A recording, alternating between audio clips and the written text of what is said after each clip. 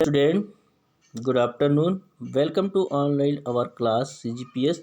तो बच्चों, आज जो है वाणिज्य और व्यवसाय अध्ययन के अंतर्गत 7वें भाग में अपन देखेंगे बच्चों वाणिज्यिक बैंक के बारे में, जिसको बोलते हैं इंग्लिश में कमर्शियल बैंक। तो सभी को मालूम बच्चों इसमें अपन क्या करते हैं, इसके बारे में बताया गया है, इसमें किस प्रकार उपयोग किया जाता है। तो आइए देखते हैं इसके बारे में, वाणिज्यिक बैंक के बारे में। चलिए देखते हैं। पहले, भारतीय अर्थव्यवस्था में वाणिज्यिक बैंकों की भूमिका का महत्वपूर्ण स्थान है। तो कोई भी आज जो हम व्यवसाय के माध्यम से आदान प्रदान के रूप में किया जाता है, सभी को वाणिज्यिक रूप में माना जाता है। जैसे वाणिज्यिक बैंक जो है व्यावसायिक फर्मों को सामान्यतः अल्पकालीन एवं मध्यकालीन आवश्यकताओं को पूरा करने के लिए अग्रिम धन देते हैं। मतलब उसको पहले से जैसे ज़रूरत होते हैं उनके हिसाब से क्या करते हैं, अल्पकाल के लिए या तो मध्यकाल के लिए, मतलब कुछ ज़्यादा समय के लिए इसको क्या करते हैं, अग्रिम में पहले से जमानत के रूप में उसको क्या दिया जाता है, ऋण दिया जाता है। तो अल्पकालीन वित्त व्यवस्था जो है ओवरड्राफ्ट के रूप में या नगद साख के रूप में या बिलों को बट्टे पर भुनाने के माध्यम से की जाती है। ये अग्रिम 1 वर्ष तक की अल्प अवधियों के लिए दिया जाता है, मतलब कम समय के लिए 1 साल। और ये व्यवसाय की कार्यशील पूंजी की आवश्यकताओं को पूरा करने के लिए होते हैं। जैसे वह जो है बताया गया यहाँ पर, बैंक स्थायी परिसंपत्ति को क्रय करने के लिए ऋण भी देते हैं, मतलब खरीदने के लिए। अगला है, ऐसे ऋण जो है आवधिक ऋण कहलाते हैं, मतलब कुछ समय के लिए, क्योंकि इन ऋणों को कई वर्षों जो है 5 वर्षों तक हो सकता है। अवधि ऋण जो है में जो है वापस किया जाते हैं। अग्रिम के तरीकों को नीचे समझाया गया बच्चों, किस प्रकार आप देखते हैं आपको। तो देखते हैं यहाँ पर, पहला दिया है ओवरड्राफ्ट। तो उसको क्या बोलते हैं, ओवरड्राफ्ट को, जब कोई बैंक अपने ग्राहक को बैंक में अपने चालू खाते में जमा रकम से अधिक रकम निकालने की अनुमति दे देता है। मतलब एक प्रकार से वो लोन दे रहा है यहाँ पर, क्योंकि जितना आपका अकाउंट भाषा में बोला जाता है बच्चों, यहाँ पर ओवरड्राफ्ट जो है आप जितने पैसे वहाँ पर जमा करते हो उससे अधिक के रूप में आप पैसे वहाँ से लेते हो, तो उसको बोलते हैं ओवरड्राफ्ट। जो है बैंक ऋण के रूप में माना जाता है इसमें। तो अधिक रकम निकाले जाने पर ग्राहक के खाते में ओवरड्राफ्ट की स्थिति होती है। बैंक द्वारा यह सुविधा अपने उन नियमित ग्राहकों को ही दी जाती है, सभी को वहाँ पर मिलता नहीं। जो वहाँ पर नियमित ग्राहक है उन्हीं को वहाँ पर दिया जाता है, जिनकी वित्तीय स्थिति अच्छी होती है, उनकी साख जो होती है अच्छी होती है। यह एक प्रकार की अस्थायी वित्त व्यवस्था है, मतलब आपको पैसे का साधन होता है, जिससे ग्राहक अपनी कार्यशील पूंजी की आवश्यकताओं को समय रहते पूरा कर लेता है। बैंक द्वारा वास्तविक रूप से अधिक निकाली गई रकम पर ब्याज लिया जाता है। जहाँ पर अपन पैसा जितना है उससे अधिक अगर पैसे निकालते हैं, उसी को बोलते हैं ओवरड्राफ्ट, तो उसमें क्या लिया जाता है, वहाँ पर ब्याज लिया जाता है। अगला बच्चों वहाँ पर नगद साख, सबके बारे में पढ़ा है। कैश क्रेडिट होता है जो इसमें नगद साख के अंतर्गत। इस व्यवस्था के अंतर्गत बैंक ग्राहक के लिए एक नगद साख सीमा नियत कर दी जाती है। ग्राहक इस सीमा तक कितने ही बार राशि निकाल सकता है, जितना पर बताया गया। इस प्रकार यह जो है परिक्रमी साख व्यवस्था है। ऋण से भिन्न यह एक चालू खाता कहा जाता है इसे, जिसे नियत सीमा के अधीन समय समय पर धनराशियाँ निकाली जा सकती है। कर्जदार को वास्तविक रूप से उपयोग की गई राशि पर ही ब्याज देना पड़ता है, जितना वहाँ पर लिया है उतना पर ही ब्याज देना पड़ता है। अगला है, तीसरा नंबर देखेंगे बच्चों, बिलों को बट्टे पर भुनाना। बट्टे मतलब एक प्रकार से डिस्काउंट मतलब छूट बोलता है, डिस्काउंटिंग ऑफ बिल्स। तो वाणिज्यिक बैंक द्वारा व्यावसायिक संस्थाओं को उनके साख लिखतों जो है इंस्ट्रूमेंट जैसे विनिमय विपत्रों, बचत पत्रों तथा हुंडियों को बट्टे पर भुनाने के माध्यम से उधार दिया जाता है, उनके ही पत्रों को, है ना, जैसे कागजात जैसे बोलते हैं अपन। ऐसे पर लेख बैंक द्वारा उनके अंकित मूल्य से कम मूल्य पर बट्टे पर भुना दिया जाता है, और अंतर की राशि बैंक द्वारा चार्ज किया गया ब्याज कहलाता है बच्चों। ठीक है, अब आता है लोन। देखो तीनों अंतर ध्यान रखेंगे। चौथा है जो लोन। ऋण की स्थिति में बैंक जो है उधार लेने वाले को या तो एक मुश्त भुगतान कर देता है, अथवा उधार दी गई रकम से उसके खाते को क्या कर देता है, क्रेडिट कर देते हैं। ऋण जो है सहमत ब्याज दर पर नियत अवधि के लिए स्थायी संपत्तियों के क्रय हेतु दिया जाता है। ऋण का भुगतान या तो नियत किस्तों में किया जा सकता है या तो निश्चित अवधि की समाप्ति पर किया जा सकता है, आपको जिस प्रकार से वहाँ पर अदायगी करने के लिए कहा जाता है। ग्राहक से ब्याज की रकम की पूरी रकम जो अदा की गई किस्तों को घटाकर पर पर लिया जाता है। तो इस प्रकार हमने देखे बैंक के जो बारे में पढ़े। वाणिज्यिक बैंक के अंतर्गत जो है 4 प्रकार के ओवरड्राफ्ट और नगद साख बिलों को बट्टे में भुनाने का और ऋण के रूप में उपयोग किया जाता है वाणिज्यिक बैंक।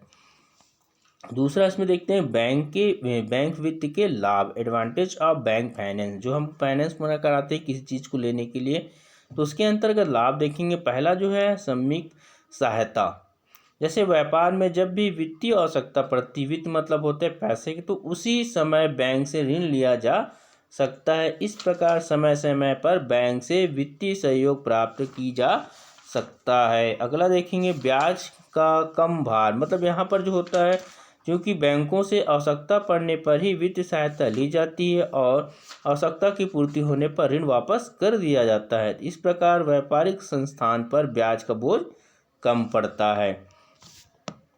मितव्ययिता मतलब अंश व ऋण पत्रों की भांति बैंकों से ऋण लेना काफ़ी आसान एवं मितव्ययिता है, क्योंकि इनमें कोई वैधानिक औपचारिकता पूरी नहीं करनी पड़ती है। अगला देखेंगे बच्चों गोपनीयता, मतलब बैंक से ऋण लेने के लिए कोई सार्वजनिक सूचना का प्रकाशन करने की आवश्यकता नहीं होती। इसके अतिरिक्त बैंक अपने ग्राहक का लेन देन सदैव गुप्त रखती है, अतः बैंक से ऋण लेने में गोपनीयता बनाई जा सकती है यहाँ पर। ठीक है बच्चों। अगला देखेंगे लोचदार, बैंक द्वारा लिया गया ऋण अत्यधिक लोचदार होता है। आवश्यकता पड़ने पर ऋण को बढ़ाया या घटाया भी जा सकता है। साथ ही ऋण की समय जो होता है सीमा परिवर्तन किया जा सकता है। तो ये पढ़े आपको वाणिज्यिक बैंक के अंतर्गत बच्चों यहाँ पर जो है बैंकिंग के वित्त के अंतर्गत लाभ। अब आप देखते हैं संस्थागत वित्त, जो इंस्टीट्यूशन फाइनेंस जो है स्वतंत्रता प्राप्ति के पश्चात हमने नियोजित विकासात्मक जो है अर्थव्यवस्था को अपनाया तथा तीव्र गति से औद्योगिकरण का कार्य शुरू किया। इस उद्देश्य को प्राप्त करने के लिए निधि की गहन कमी की समस्या, विशेषकर दीर्घ अवधि तथा मध्य अवधि वित्त अनुभव की गई है ना। अतः इस समस्या के निदान हेतु सरकार द्वारा अनेक विशिष्ट वित्तीय संस्थानों की स्थापना की गई है। वर्तमान में संस्थागत वित्त तथा साख प्रदत्त करने के काल में लगी अनेक वित्तीय संस्थाएं हैं। जैसे सार्वजनिक क्षेत्र में देखेंगे बच्चों यहाँ पर पहला भारतीय औद्योगिक वित्त निगम IFCI, दूसरा है भारतीय औद्योगिक विकास बैंक IDBI, उसके बाद भारतीय औद्योगिक साख एवं निवेश निगम ICICI, उसके बाद दिया है भारतीय यूनिट ट्रस्ट UTI, राष्ट्रीय औद्योगिक विकास निगम NIDC, उसके बाद राष्ट्रीय लघु उद्योग निगम NSIC, फिर आता है भारतीय लघु उद्योग विकास बैंक जो है SIDBI, राज्य वित्त निगम जो है SFCS, राज्य स्तरीय बैंक। इस प्रकार से बैंक को क्या है वित्त के संस्थान का उद्यम किया जाता है। अब आते हैं संस्थागत वित्त के उद्देश्य क्या होता है, ऑब्जेक्टिव ऑफ इंस्टीट्यूशनल फाइनेंस के अंतर्गत।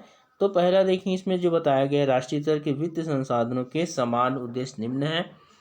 स्तर के जो है वित्त साधनों के समान उद्देश्य निम्न है। पहला नए संयंत्रों की स्थापना एवं विद्यमान संयंत्रों के आधुनिकीकरण जो रहता है वहाँ पर उसको नया करने के हेतु औद्योगिक संस्थाओं को 25 वर्षों तक के लिए वित्तीय सहायता देना उनके लिए आवश्यकता पड़ने पर।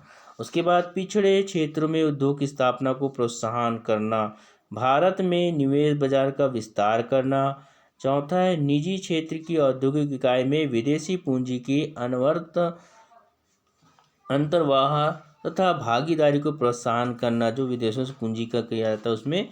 पांचवा औद्योगिक इकाइयों को तकनीकी सहायता देना, मतलब जो औद्योगिक तकनीकी सहायता मतलब वक्त में दिया जाता है, ये वित्त का सहयोग होता है। अगला देखेंगे वित्तीय संस्थानों द्वारा सहायता के प्रकार, टाइप ऑफ क्या है असाइटेंसिंग बाय द फाइनेंशियल इंस्टीट्यूशनल है ना। तो अखिल भारतीय वित्तीय संस्था औद्योगिक उपक्रम को निम्न प्रकार की सहायता प्रदान करते हैं। पहला वे औद्योगिक इकाइयों को नई प्लांट एवं मशीनरी के क्रय विस्तार आधुनिकीकरण आदि दीर्घ अवधि एवं मध्य अवधि वित्त प्रदान करते लंबे समय के लिए, है ना, वित्तीय संस्थान जो है। दूसरा होता है वे कंपनियों के अंशों तथा ऋण पत्रों को क्रय करते खरीदते भी है। आपको बताया था इससे पहले मैंने, वे कंपनियों को पूंजी पर ब्याज, है ना, पूंजी बाजार से पूंजी जुटाने में सहायता करते हैं। चौथा है वे कंपनियों द्वारा अंशों एवं ऋण पत्रों के सार्वजनिक निगमों को अभिगोपन करते हैं, मतलब गुप्त रूप में रखा जाता है। पांचवा, वे मशीनरी उपकरण के आयात हेतु विदेशी करेंसी में ऋण प्रदान करते हैं, उसका चेंज करते हैं यहाँ पर। वे छठवा है वे नई परियोजनाओं को स्थापित करने में तकनीकी सहायता करते हैं, मतलब नए स्थापना के लिए। सातवां है वे अन्य संसाधनों से औद्योगिक संस्थाओं द्वारा उठाए गए ऋण हेतु गारंटी प्रदान करते हैं, मतलब यहाँ तक सुविधा प्रदान करती हैं। अब आइए देखेंगे बच्चों यहाँ पर जो है आपका वित्त संस्थान के अंतर्गत देखेंगे यहाँ पर जो है आपका वित्त संस्थान जो है फाइनेंशियल इंस्टीट्यूशन जो बताया भारतीय औद्योगिक वित्त निगम। इसमें देखेंगे स्थापना जो है स्वतंत्रता प्राप्ति के पश्चात देश के औद्योगिकों को दीर्घ अवधि एवं मध्यवर्गीय पूंजी की सुविधा उपलब्ध कराने के लिए 1 जुलाई 1948 को भारतीय औद्योगिक वित्त निगम की स्थापना की गई। कब किया गया था? 1 जुलाई 1948 को।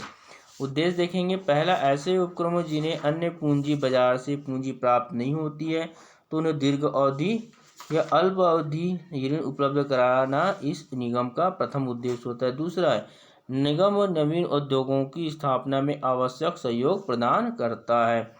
अगला देखेंगे इसमें तीसरा है पुराने उद्योगों के नवीनीकरण, आधुनिकीकरण एवं उनके विस्तार आदि में सहयोग करना। दूसरा है अगला बच्चों चौथा है जिन क्षेत्रों में पर्याप्त बैंकिंग सुविधाओं का विकास नहीं हुआ है वहां स्थापित उद्योगों को आर्थिक सहायता प्रदान करना। इसके बाद देखेंगे बच्चों यहाँ पर जो दिया गया आपका पूंजी के अंतर्गत जो है आपको नेक्स्ट भाग में पढ़ेंगे इसमें। यहाँ पर आज के लिए बेटा गुड डे।